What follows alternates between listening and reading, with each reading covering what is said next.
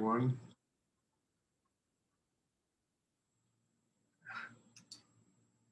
I've unmuted everyone, and if anyone has a question,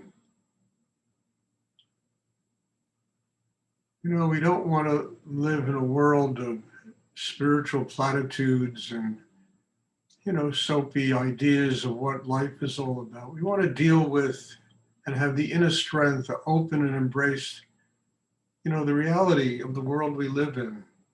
I mean, it's God's world, it's not our world, and we're a bunch of tourists here, and we have to learn how to live and respect life, being God's guest here.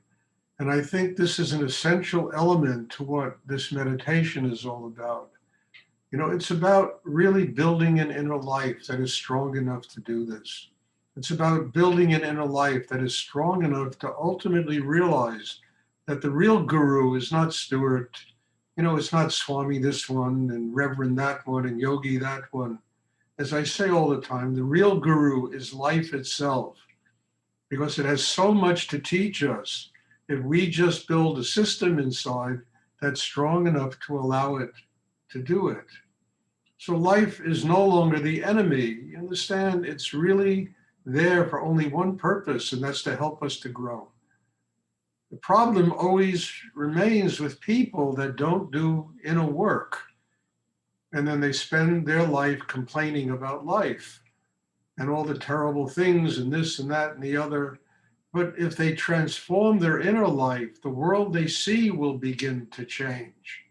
And that to me is an extraordinary thing, that the world can change, but it's not going to change if what we have inside ourselves is chaos and unhappiness and disappointment and anger, fear, etc., etc., etc. So the purpose of the meditation is exactly what I've just said. It's to build that kind of inner life. And then one has their unique dialogue with God, not Stuart's dialogue, not Rudy's dialogue, but their unique dialogue with God. Because each and every one of us is unique, and we have something unique to give to the world. And that uniqueness is buried beneath all our tension, insecurity, problems, a mind that never shuts up, emotions, and learning how to transform the chaos into harmony and balance and love is truly what meditation is all about. It's a tool, it's a craft. I mean, I don't teach religion, I teach a craft that anybody can learn if they really apply themselves to it.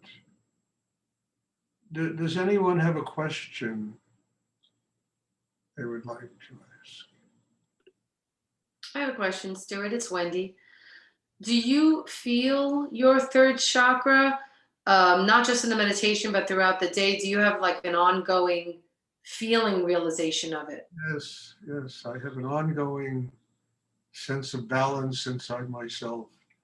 And that's why the world works through me, I mean, that's why I can sit here and do these classes with all of you.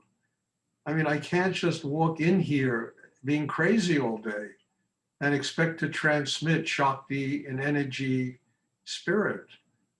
So there's a bridge between this meditation and the rest of your life.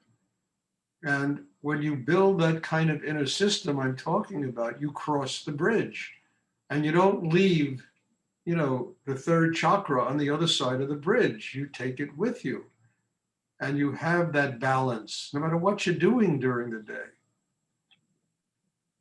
And it's amazing how this thing works. Look, I've been doing this a long time. I still am amazed at how it works. The things that come, what happens, the universe provides in such a profound and interesting way. But how could I sit here and do this if I bring a day of craziness with me? A day of being unbalanced and, thinking all the time, emotions all the time. I want to bring love. I want to bring an open heart. I want to bring the best of Stuart that I can offer anyone that sits in this class. And the best of Stuart is not enough. You know, Stuart has to truly become nothing inside for this energy to work and nurture all of you.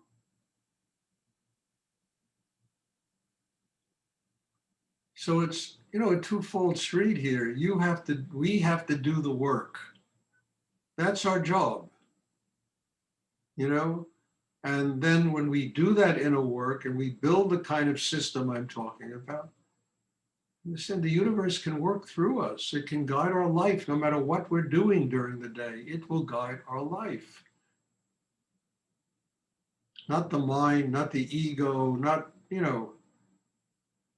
intentions to get whatever you want in the world, no matter who you have to hurt to do it, but with unconditional love.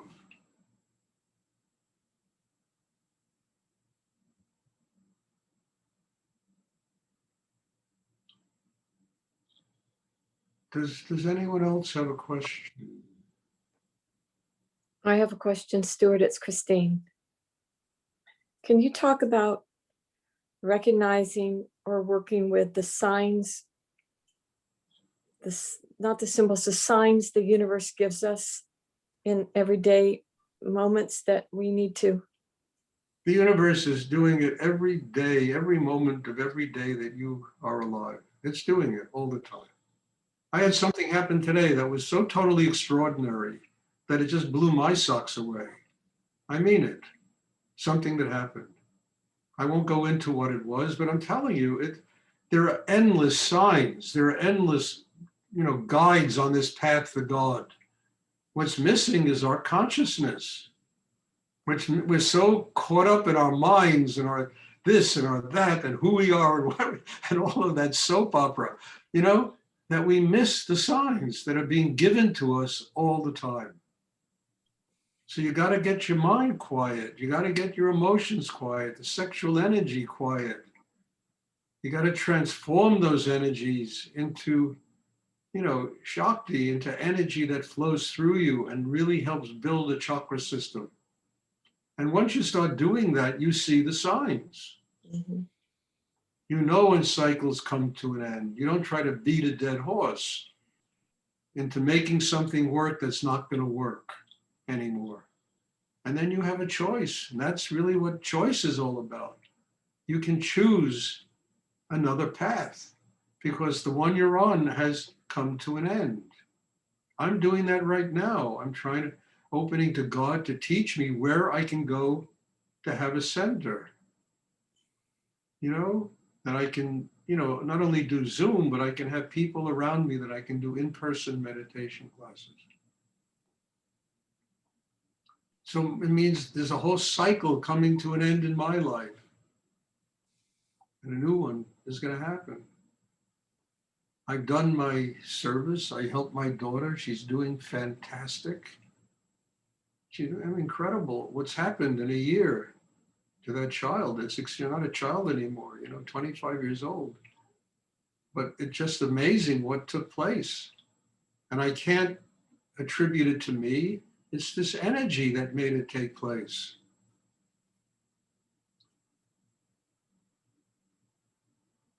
So we recognize signs when we stop battling with our internal dragons. We stop beating ourselves up. When we stop being so congested in the mind and the emotions, and we can look at life, and life is the teacher, is giving us teachings every single day, every moment of every day. We are the ones that are missing this.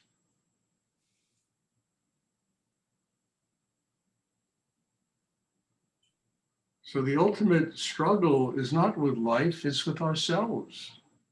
Getting free of oneself. That is the path to enlightenment.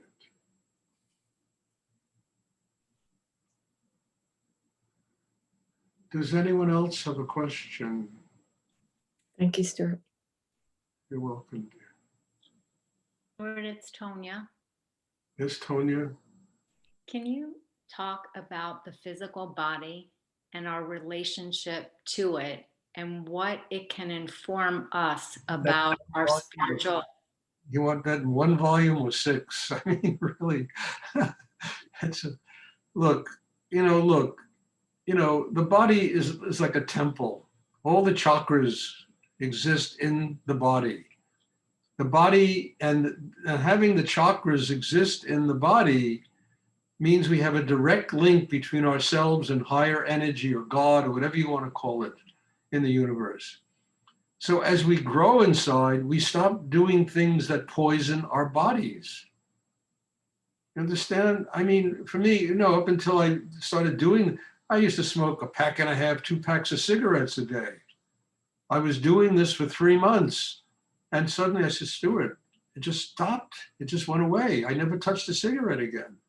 And I never felt like I was giving up a habit. It was just, I cannot continue to put that poison into my body. And I've done this with so many things, coffee, pizza. When I moved back from Texas, there was a pizza place around the corner from where I live called Stromboli's. They had very good pizza. And I used to go there almost every day and have a slice or two. And I would get stomach aches. I would get indigestion.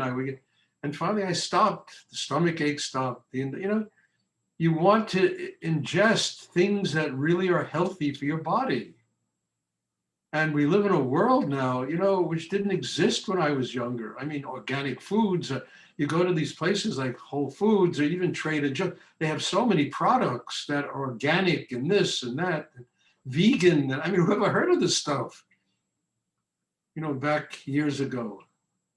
And it's all there given to us because we can ingest it and live with a healthy body.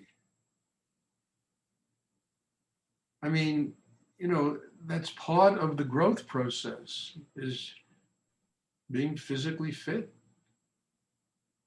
being healthy, not beating yourself up physically. And I think it's miraculous what we have today in the world that we can consume. The exercise we can do. I mean, look at you, Tonya. You walk from Maine to Alabama. My God, You try to get me on a trek like that, you'd never do it. I mean, it's staggering when I think of what you do. You got to be physically fit to do that. And your chakra system has a physically fit body to live in. And that's terrific,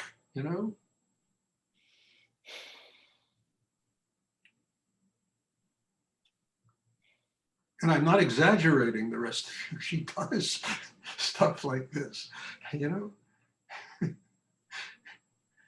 Does anyone else have a question they would like to ask?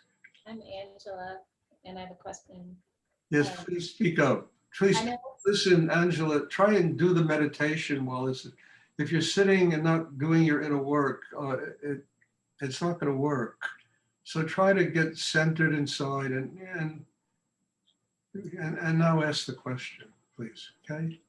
So my question is about worldly ambitions. Who? And about worldly ambitions and having a spiritual life. Because I feel like the ambition sometimes comes from a place of ego. It doesn't have to, Angela. Look. I mean, I won't go through my life. I've had a lot of ambition in life. I've made lots of money in my life. Even today, I made lots of money. And I didn't. It was amazing what happened. And what does that have to do? You see, look, I've always had ambition because I've had situations put upon me that were really spiritual situations, running ashrams, running meditation centers, having to have a place where 100 people a week can come and study, and I needed ambition. I needed to work hard. I had businesses and they became very successful, hugely successful, actually, but I needed the flow of money, not, I walk around with a t-shirt and a pair of jeans and I've been living that way for 30 years now. I didn't do it so that I could, have 16 cars and 32 houses. I did it because I needed to support a situation. What happened to you? She disappeared. Hello? She vanished. Okay, anyway, I'll finish. I needed it to support a situation that was truly helping me develop my spiritual life. And it was so real to me because the money was nonsense, but what it produced, it's just energy money. And what it produced was an environment that enabled me to continue to grow every single day of my life. And I never believed in economic freedom. I think it's just bullshit, you know? The only real freedom in life is freedom from yourself. And all these other things we have to experience in order to, we have to experience these things in order to surrender them, to let go. Can't let go of what you haven't experienced. And people, live in poverty. They live in, I can't. It's bullshit. Anyone can, but they have to really open up to do it. And then you experience these things, so that you can learn how to be free of them. That's really what they're all about.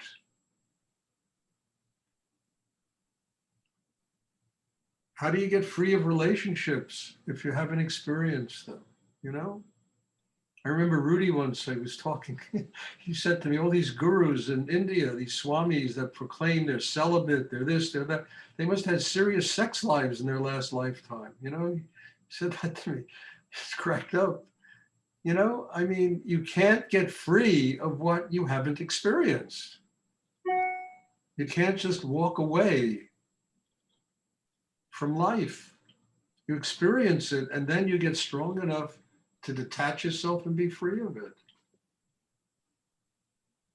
And I think that's a great thing about making money. You learn how to make it and be free of it. It doesn't have you. It doesn't control your existence, which it does with 99 and 9/10% of people in this world. It controls their existence.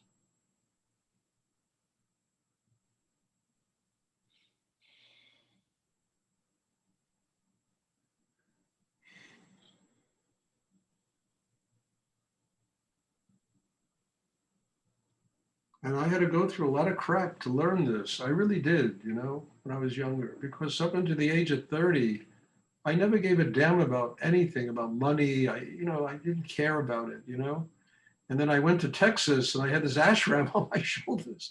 Suddenly the 20 people have to eat, they have to this, and suddenly a kind of ambition came inside me that I never knew existed. But it was simply to make the situation work, to build that incredible house that we built down there. You can't believe the intensity of my meditations every day just to get the strength to be able to do those things. And the same thing today and all my life when I moved back to New York. There's, if you can do it here, you can do it anywhere in New York. And it's true, it's such an intense place that in order to deal with it, I really had to get very strong inside. Because I'm not the kind of person that runs away from things, How can I grow because of this situation? So it required ambition. It required learning how to build a situation that enabled me to get stronger inside myself. And how not to be controlled by money and all this other stuff, and to use it for spiritual purposes.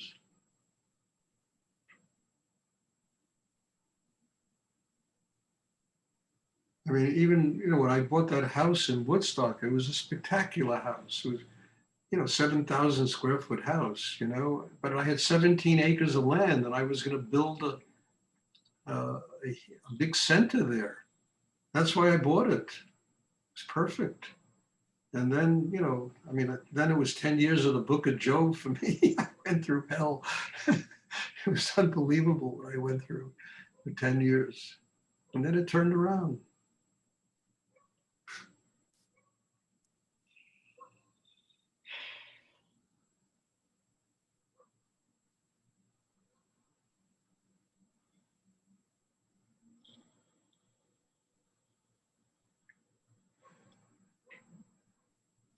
Does anyone else have a question?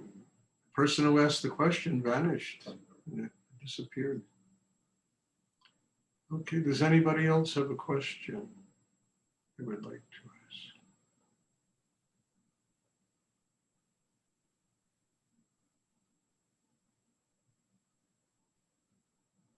I mean, Rudy once told me, he said, Stuart, is not to have, it's to have, you know, all the wonders of life and to be free of them.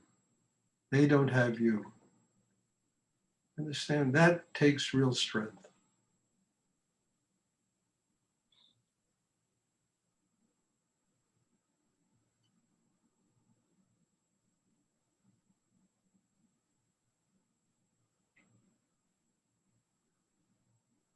I just have one announcement to make.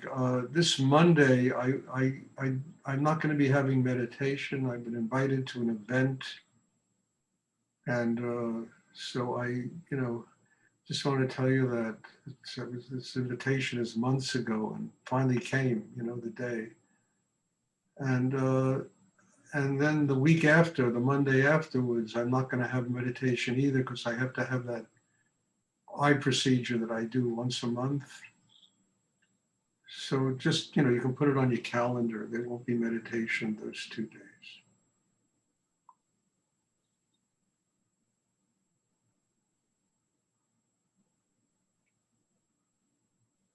Does anybody else have a question they would like to ask?